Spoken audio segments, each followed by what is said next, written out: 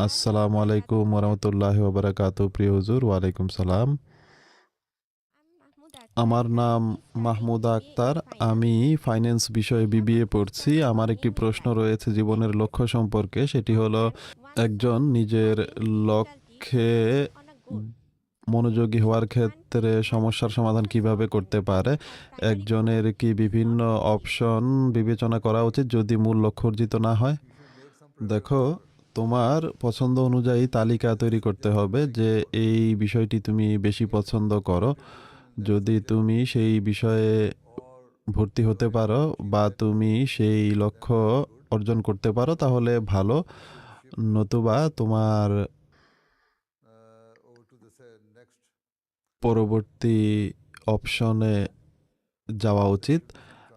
আর অবশ্যই সেই ক্ষেত্রে তোমার কিছু চয়েস থাকা উচিত। তোমার পছন্দের বিষয় কি? ফাইন্যান্স। তুমি ব্যাচেলর করছো ফাইন্যান্স বিষয়ে? জি হুজুর। আচ্ছা, তাহলে বিবিএ করছি ফাইন্যান্সে। বিবিএ করছো? আচ্ছা।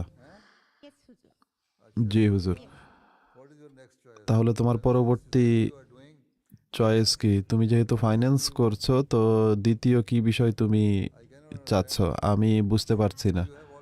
তুমি এরই মাঝে ফাইন্যান্সে ভর্তি হয়েছো এবং তোমার ব্যাচেলর ডিগ্রি করছো এই বিষয়ে। তো তো এখন তোমার সমস্যা কি? কোনো সমস্যা তো হওয়া উচিত নয়। তুমি তো যা চেয়েছো তা করছোই। আসলে হুজুর, আমি সন্তুষ্ট নই এতে ভর্তি হয়ে। আচ্ছা, তুমি ফাইন্যান্স বিষয়ে ভর্তি হয়ে সন্তুষ্ট না?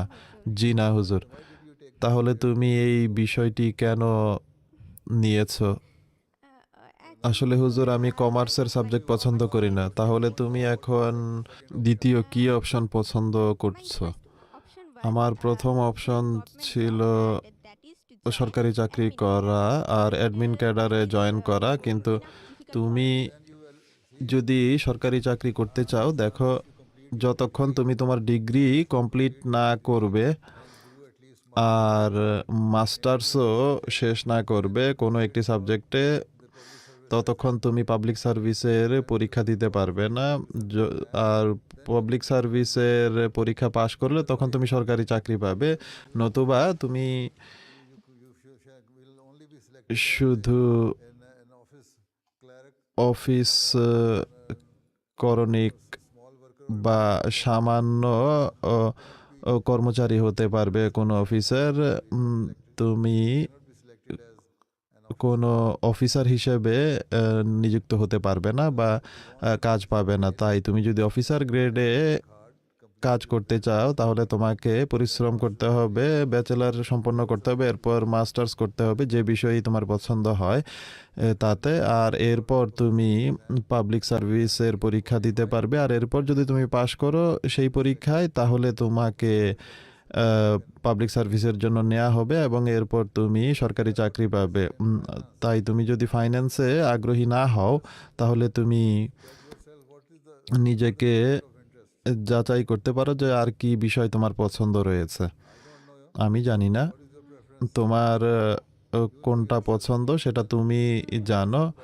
তুমি তোমাকে আমার চেয়ে ভালো জানো এবং তুমি নিজেই সিদ্ধান্ত নিতে পারো, ঠিক আছে? তুমি যদি বিভিন্ন অপশন রাখো নিজের সামনে তাহলে তুমি কোনো একটি বিষয়ে মনোযোগী হতে পারবে না। তোমার অবশ্যই একটি, দুটি বা তিনটি অপশন রাখা উচিত। যদি তুমি এই প্রথমটিতে আগ্রহী না হও তাহলে দ্বিতীয়টি করো, যদি দ্বিতীয়টি না হয় তাহলে তৃতীয়টি করো। আর এরপর তুমি তাতে ভর্তি হও এবং যখন তুমি ভর্তি হয়ে গেছো ফাইন্যান্সে, তো এখন চেষ্টা করো এটি কমপ্লিট করার। আর যখন তুমি বিবিএ ডিগ্রি কমপ্লিট করবে তখন তুমি পাবলিক সার্ভিসের জন্য অ্যাপ্লাই করতে পারো বা তুমি মাস্টার্স করতে পারো আর এরপর পাবলিক সার্ভিসের জন্য অ্যাপ্লাই করতে পারো। ঠিক আছে? জি হুজুর। জি হুজুর। অনেক জাযাকাল্লাহ। ঠিক আছে, বুঝতে পেরেছো? আচ্ছা, ঠিক আছে, বসো। জি হুজুর, বুঝতে পেরেছি। ঠিক আছে, বসো।